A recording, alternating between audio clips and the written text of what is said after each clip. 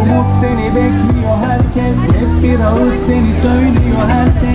Göze kem söze kop karın artık sarbaşa izle. Yandı, çocukların öldü, anneler yavrularını toprağına gömdü. O gözden hep bir umut var, yaralarım değil.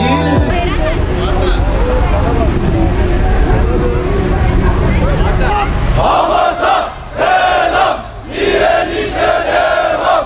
Hamas'a selam, direnişe devam. Hamas'a selam, direnişe devam. Adana'dan Gazze'ye, direnişe bir selam. Adana'dan Gazze'ye, direnişe bir selam. وثبت أقدامنا وانصرنا على القوم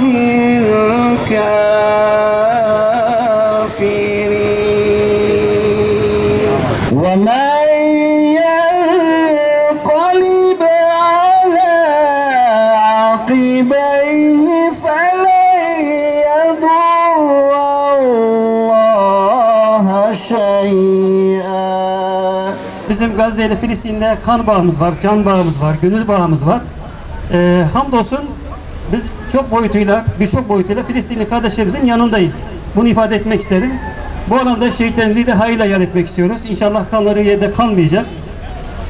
Bizler şu anda toplum olarak neler yapıyoruz? Boykot yapıyoruz. Gençlerimiz arasında duyarlılık oluşturmaya çalışıyoruz Filistin için, Gazze için.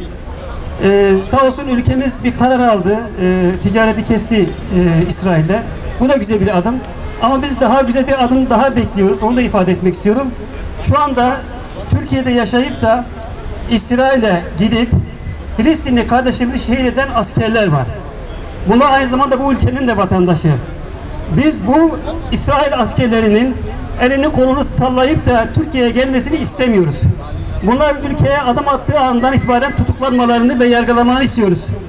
Bunlar bu şekilde elini kolunu sallayarak rahat rahat dolaşamazlar. Biz bu huzuru onlara vermeyeceğiz.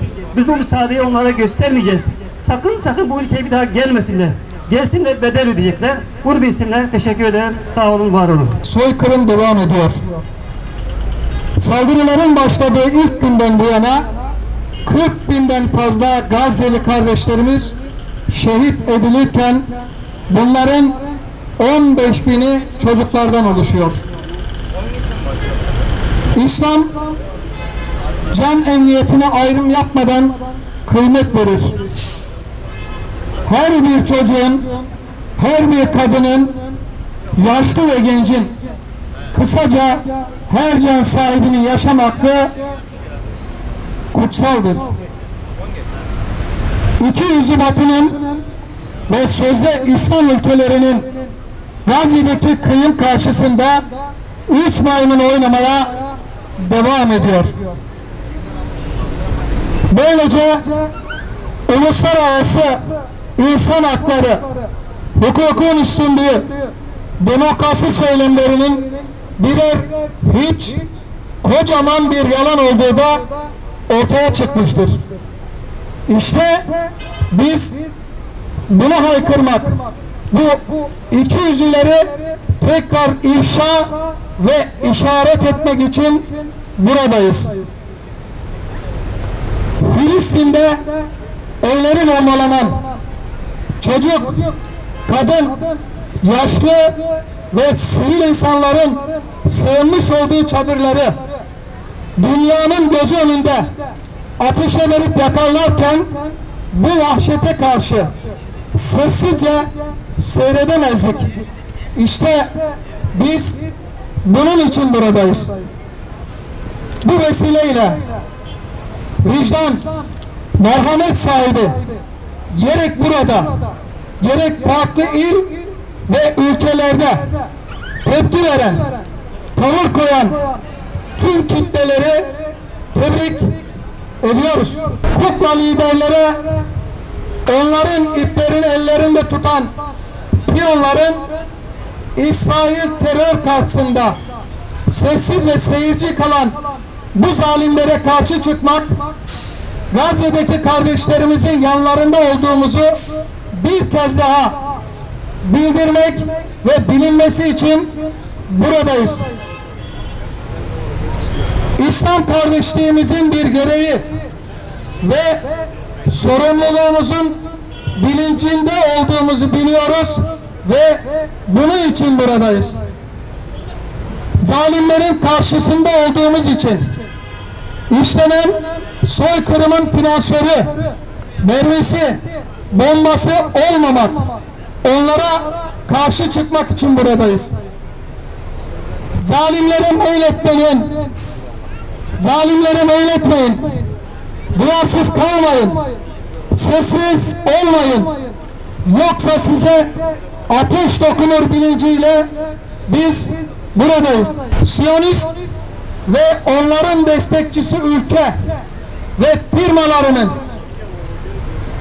soğuk kolalarını, dondurmalarını ve onlara ait ürünlerini boykot etmek, almamak için, işaret etmek için, boykot etmek için, tavır koymak için buradayız.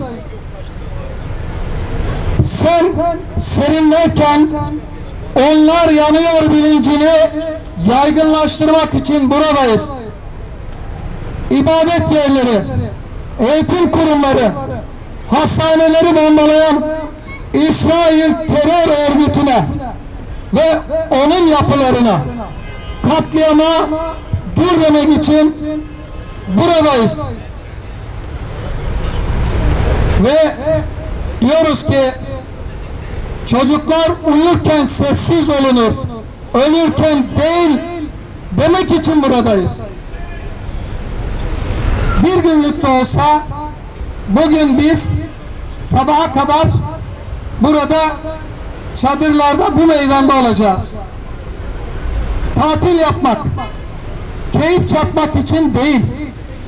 İnsanlığın bu kadar konfor içinde yaşadığı bir zamanda dairelere, villalara sığmazken Gazze'de insanların çadırlara mahkum edildiği, yiyecek ekmek, içecek su gibi insan haklarından mahkum bırakıldığını anlatmak için bugün burada sabah kadar nöbetteyiz.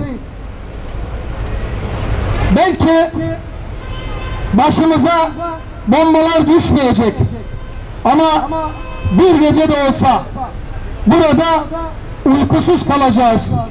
Konfordan uzak kalarak kardeşlerimizin içerisinde bulunduğu sessizliğe de buradan dikkat çekmek için sabaha kadar burada meydanda çadırlarda kalacağız.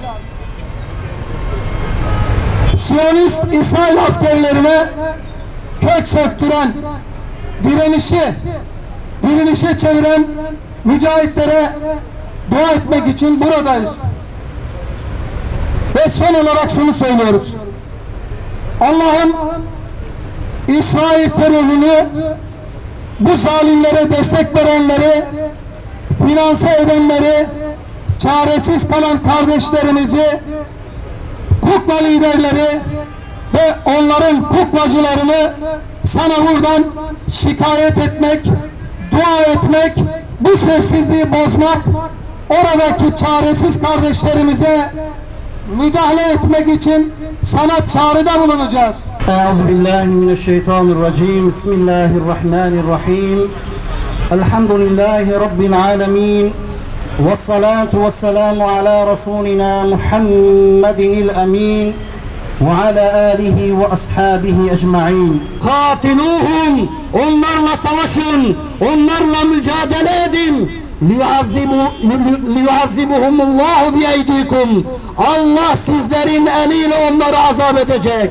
Ya Rabbi bizlere o günleri nasip eyle. Ya Rabbi o günleri Filistinli kardeşlerimize nasip eyle. Ve bizlere de bizim gönüllerimizi rahatlatacak, hüznümüzü giderecek o günleri bizlere göster ya Rabbi. Amin. Amin. Ve bi hurmeti seyyidil murselin ve bi hakki kabul. El Fatiha ma'as salavat.